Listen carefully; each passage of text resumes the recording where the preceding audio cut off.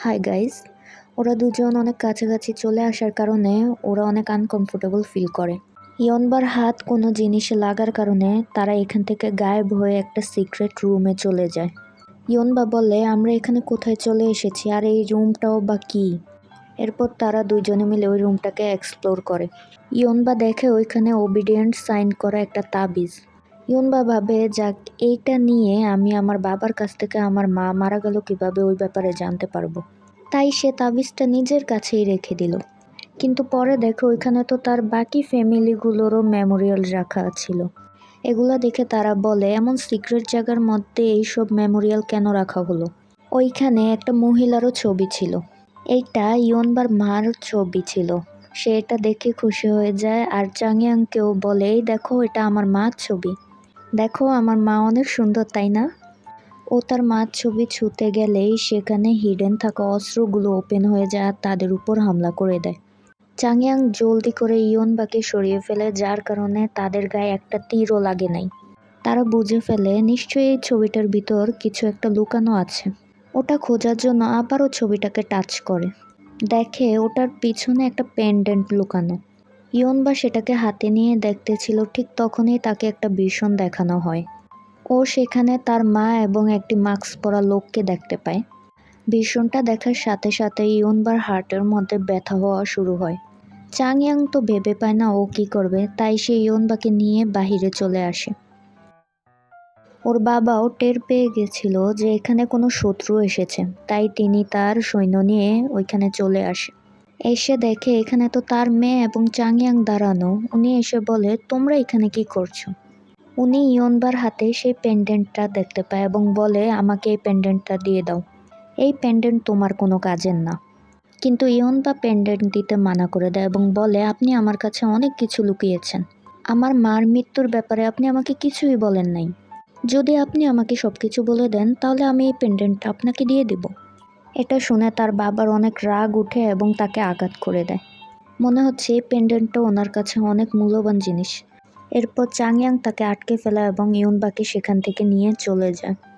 রাতে ইয়নবা একটি খারাপ স্বপ্ন দেখে। সে দেখে তার বাবাই তার মাকে মারছে। এটা দেখে সে উঠে বসে পড়ে এবং ভাবছে, আমার বাবা আমার মাকে কেনই বা মারতে যাবে? কি এমন কথা যেটা আমি জানি না? এইদিকে উনিও তার ওয়াইফের কথা ভাবছিল আর বলছিল, আমি তোমাকে প্রমিস করেছিলাম আমি ইয়নবার ঠিকমতো খেয়াল রাখবো। এতদিন ধরে আমি তোমার সত্যিটা ওর কাছ থেকে লুকিয়েছি, কিন্তু ও ধৈর্যশীল এবং শান্ত স্বভাবের মেয়ে নয়। আমার তো ভয় লাগছে, কবে জানি ওর সামনে সত্যিটা চলে আসে।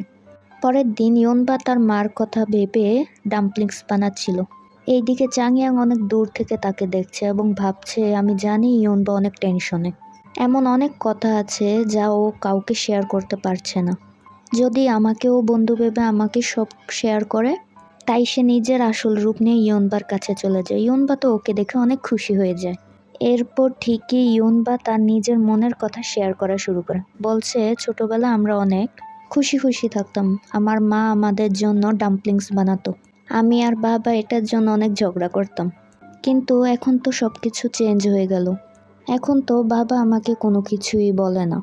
আমি সে কবে থেকে অপেক্ষা করছি উনি আমাকে সব কিছু বলবে, যাই হোক না কেন। আমাকে যাই বলুক না কেন আমি তাই সত্যি ধরে নেব। ওর বাবাও বাইরে থেকে এইসব শুনছিল। বাবা ওর জন্য মেডিসিন নিয়ে আসছিল, কিন্তু ওর কাছে যায় না, মেডিসিন দূরে রেখেই চলে যায়।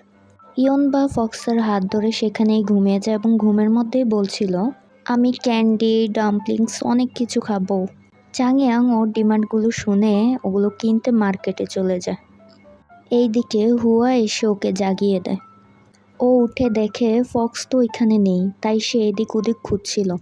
কিন্তু ফক্স তো চলে গেছিল। আর এটা দেখে ইয়নবাও মন খারাপ করে ফেলে। হুয়া ওর আঘাতে ওষুধ লাগিয়ে দিচ্ছিল। আর চাংয়াংও সব কিছু কিনে খুশি খুশি ওর কাছেই আসছিল। কিন্তু ওদের দুজনকে একসাথে দেখে চাংয়াংয়ের কাছে একটুও ভালো লাগছিল না। তাই সে সব কিছু নিয়ে তার ফ্রেন্ডকে এসে দিয়ে দেয়। অন্যদিকে এই লোকটি ইয়নবার উপরে 24 ঘন্টা নজর রাখছিল। ও কি করে, কোথায় যায়, কি খায়, সব কিছুর খবর উনি রাখছিল। এই লোকটি কেমন যেন সন্দেহজনক। ওনার মনে কি চলছে কিছুই জানি না, কিন্তু কোনো তো শয়তানিই চলছে। পরের দিন সকালে দেখছি ইয়নবা সেই ফক্সের কথাই ভাবছিল। ওই লিটল ফক্সটা কোথায় তখন চলে গেছিল, রাতেও আসে নাই আমার সাথে দেখা করতে। না জানি ওর যদি কিছু হয়ে থাকে। তখন তারা দেখে চাংয়াং তার পাওয়ারের সাহায্যে কতগুলো লোককে ফ্রিজ করে ওখান থেকে চলে আসে। এইগুলা দেখে তো তারা নিজেরাই অবাক হয়ে যায়। তারা ভাবছে ওয়াও, কি সুন্দর ম্যাজিক, একসাথে এতগুলো মানুষকে ফ্রিজ করা যাচ্ছে। ইয়নবা ভাবে এই পাওয়ারটা যদি আমিও ইউজ করতে পারতাম তাহলে তো সেই হয়ে যাবে, আমি তো খুব সহজে ডাউনহিল যেতে পারবো। ইয়নবা সেই স্পিরিচুয়াল পাওয়ারটি শেখার জন্য চাংয়াংকে অনেকগুলো মাখন লাগানোর চেষ্টা করে। ও বলে আপনি তো আমাকে অনেক আদর করেন, আমাকে অনেক কিছু শেখাচ্ছেন, আমি আজকে স্পেশাল একটা জিনিস শিখতে চাই। চাংয়াং বলে ওকে বলো কি শিখতে চাও তুমি।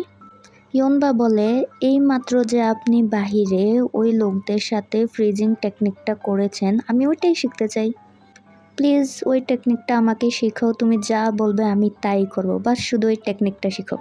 তুমি না অনেক ভালো, প্লিজ আমাকে ওই টেকনিকটা শিখিয়ে দাও।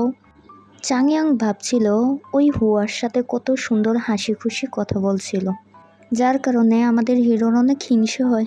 তাই সে প্রথমে ইয়নবাকে ওই স্পেল শেখানোর জন্য রাজি হয়ে যায়, এরপরে হঠাৎ করে তাকে মানা করে দেয়।